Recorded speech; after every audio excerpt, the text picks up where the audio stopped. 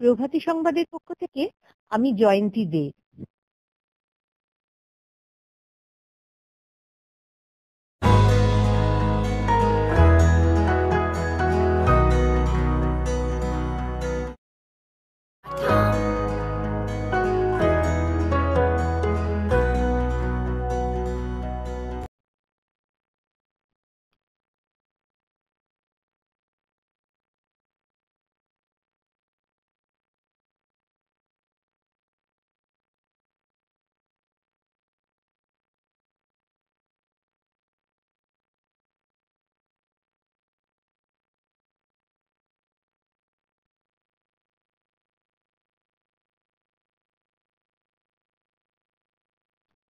আজ সকালে প্রয়াত হলেন কবি পিনাকি ঠাকুর। বেশ কিছুদিন ধরেই ব্রেন ম্যালেরিয়ায় ভুগছিলেন তিনি। প্রথমে ভর্তি ছিলেন ব্যারাকপুরের টেকনো হসপিটালে, তারপর তাকে স্থানান্তরিত করা হয় কলকাতার পিজিতে। বাংলা সাহিত্যের অন্যতম উল্লেখযোগ্য এই কবি চুম্বনের ক্ষত কাব্যগ্রন্থের জন্য 2012 সালে পেয়েছেন আনন্দ পুরস্কার। পিনাকি ঠাকুরের কয়েকটি উল্লেখযোগ্য কাব্যগ্রন্থ হলো হ্যাঁ রে শাশ্বত, অঙ্কে যত শূন্য পেলে আমরা রইলাম ইত্যাদি। দুপুর দুটোয় শেষ শ্রদ্ধা জানানোর জন্য তার মরদেহ আনা হয় বাংলা একাডেমি চত্বরে। বাবা ছিলেন সাহাগঞ্জের ডানলপ কারখানার কর্মী। আদর্শবাদী সেই রাজনৈতিক কর্মী যেদিন নিজের বাড়ির ছাদে খুন হয়েছিলেন সেদিন আত্মজ নেহাতি কিশোর। চেতনায় জীবন মৃত্যু দুয়েরই বিস্তার নেহাতি সীমাবদ্ধ।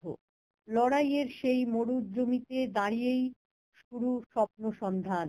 কবিতাতেও বরাবর খেলা করেছে আলো থেকে আঁধারে তলিয়ে যাওয়া আর আঁধার থেকে আলোতে ফেরার বিশ্বাসী শব্দবন্ধ। ব্লেড দিয়ে কাটা শিরা, ফোঁটা ফোঁটা মেঝেতে পলাশ। প্রত্যেক রক্তের বিন্দু ফুটে ওঠে বসন্তে সবুজে।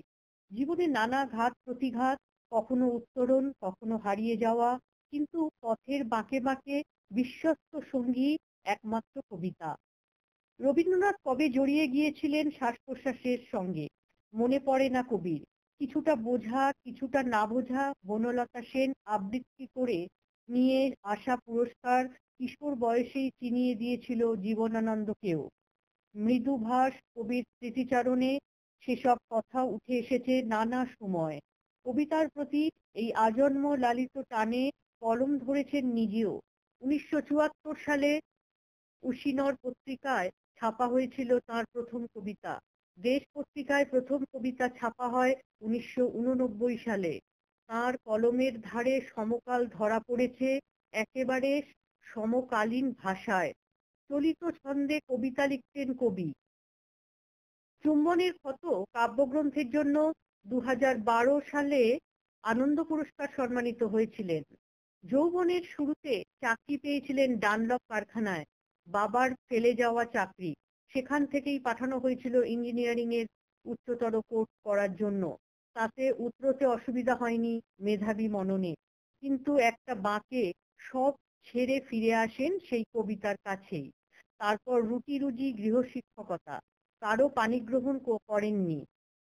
বাঁশবেড়িয়ার বাড়িতে মা আর তিনি, সেখানে থেকেই নিয়মিত যাতায়াত করতেন কলকাতায়। দিন 15 ধরে ভুগছিলেন ম্যালিগনেন্ট ম্যালেরিয়ায়।